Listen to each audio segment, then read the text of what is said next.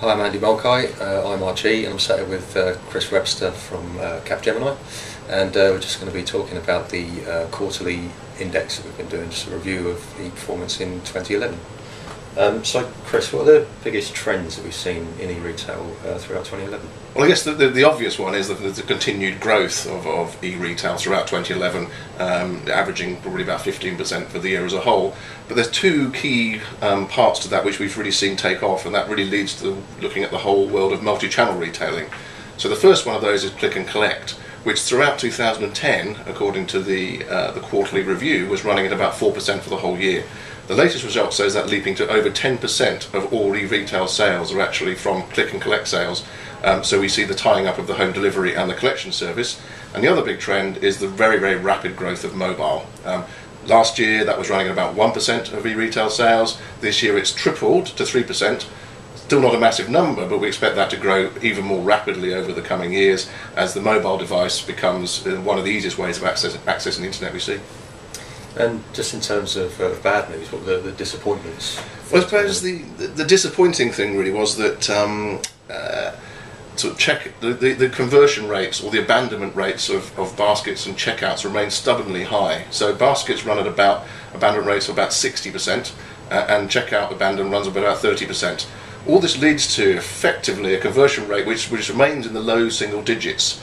Even better, people only perform close to 10%.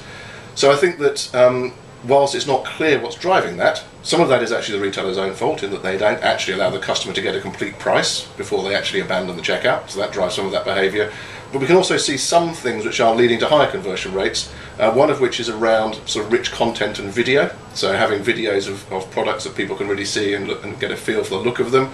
And secondly, it's all around having customer reviews on websites. There's increasing evidence that people actually trust a customer review more than they do a staff review or a supplier review of that product. So just going into 2012, what are your predictions for the industry?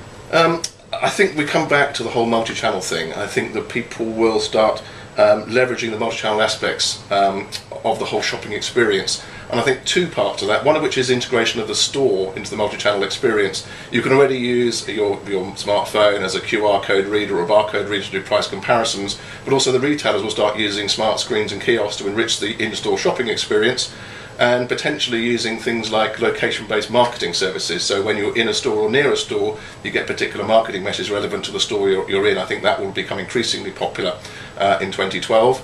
And the other one is the whole integration of the social connect experience into the online shopping experience. So not just as a place where you go and like something, but actually retailers understanding your social profile, understanding your likes and dislikes, understanding who you're connected to and what their likes and dislikes are, and using that to personalise your experience and to give very specific product recommendations specific to your particular needs. Okay, Chris Webster, Capgemini, thanks very much.